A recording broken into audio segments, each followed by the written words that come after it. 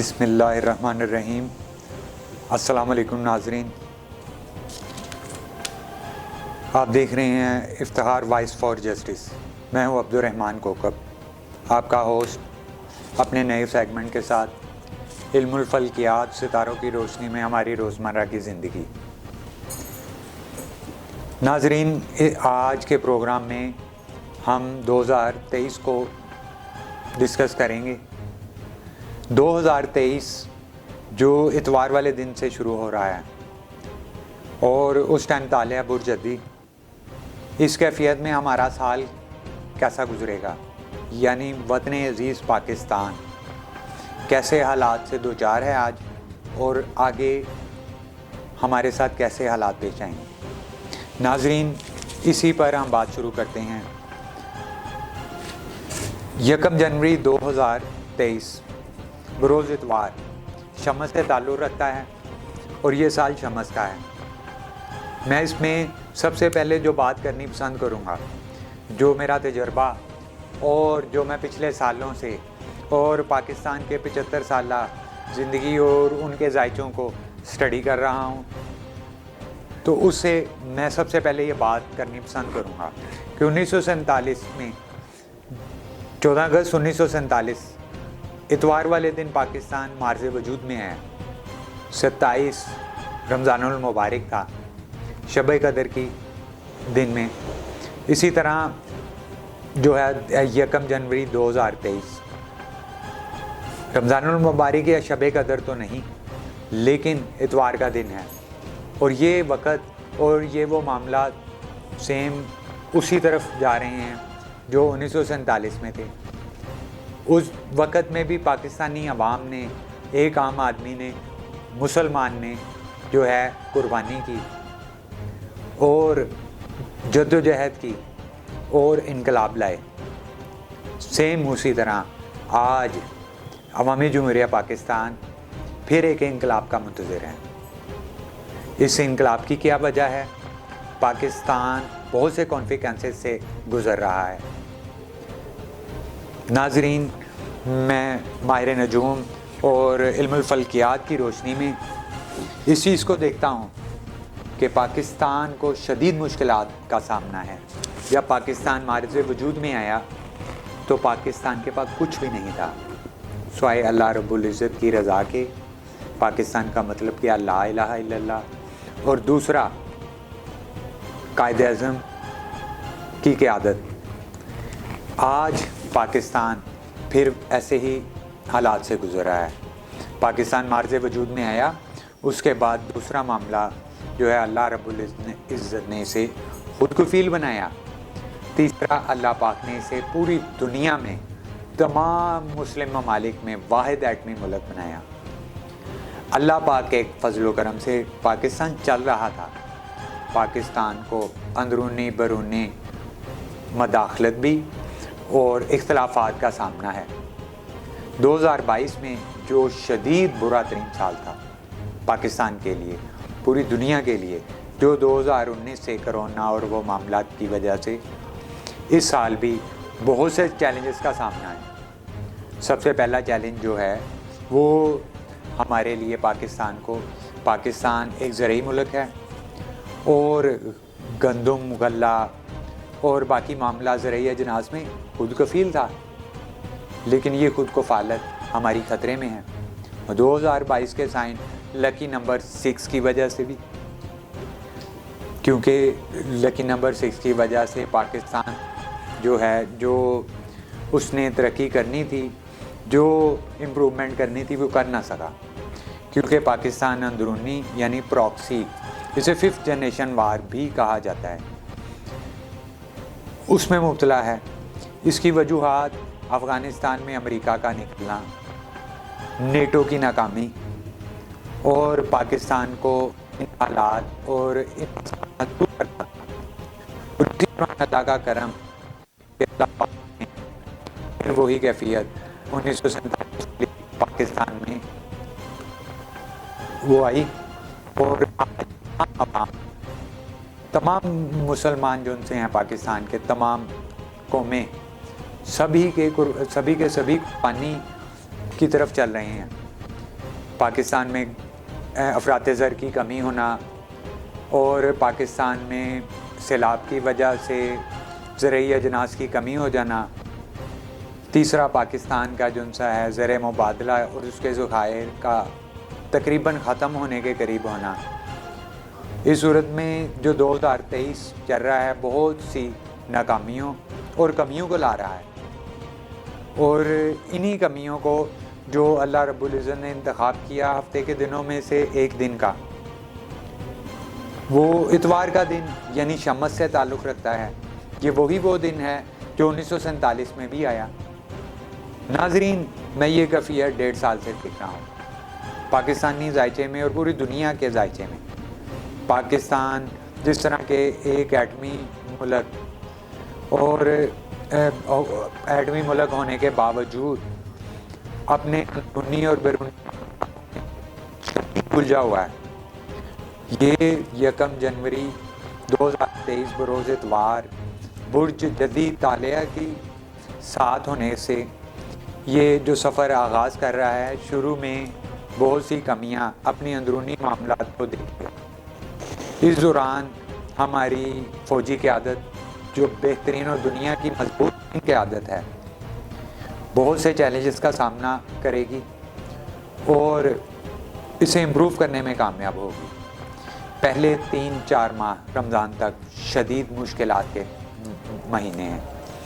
اس دوران پاکستان نے اپنی پچھلی غلطیوں سے بہت کچھ سیکھا اور الحمدللہ ہماری جو آنے والی جو مارچ اپریل سے جولائی کے درمیان میں جو فیصلہ کن سیاسی قیادت آئے گی، مجھے آپ کو اور سب کو پتہ ہے کہ وہ قیادت کون سی ہوگی، آئے گی، بہترین فیصلے ہوں گے۔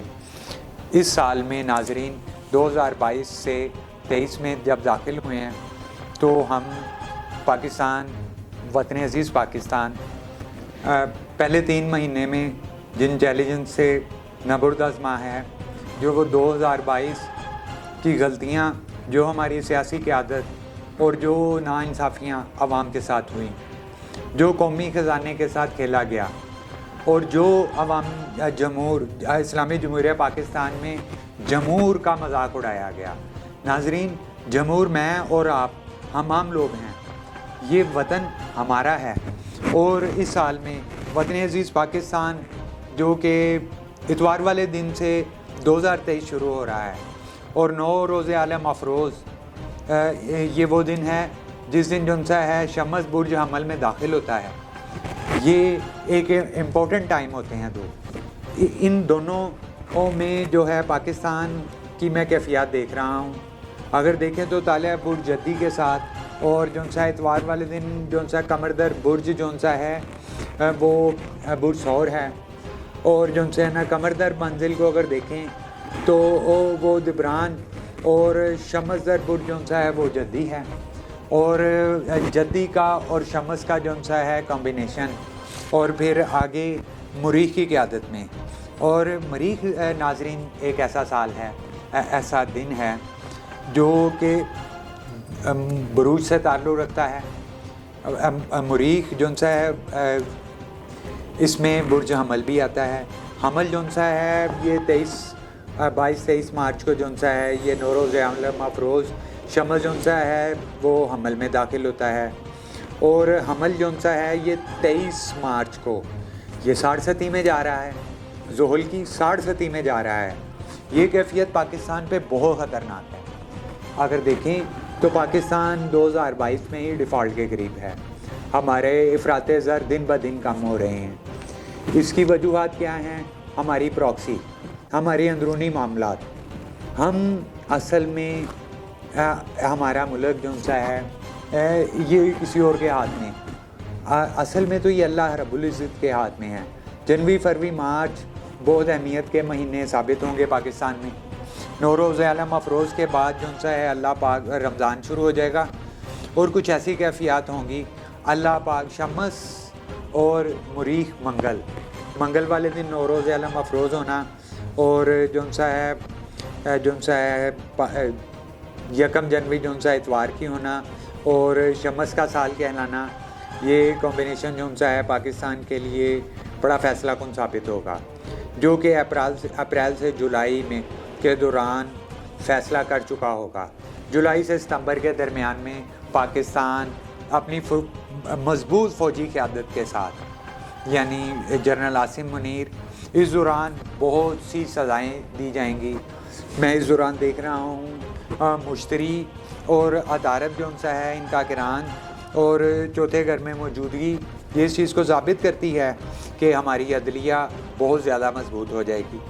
75 سال میں جو کمیاں اور جو غلطیاں پاکستان نے کی، وہ جو سا ہے عوامی جمہوریہ پاکستان اپنی جمہور یعنی اپنی عام عوام کے فیصلوں کے مطابق اس تبدیلی کو کیا جائے گا، اور عدلیہ کو میں جو سا ہے اپریل سے ستمبر کے درمیان میں بہت مضبوط دیکھ رہا ہوں۔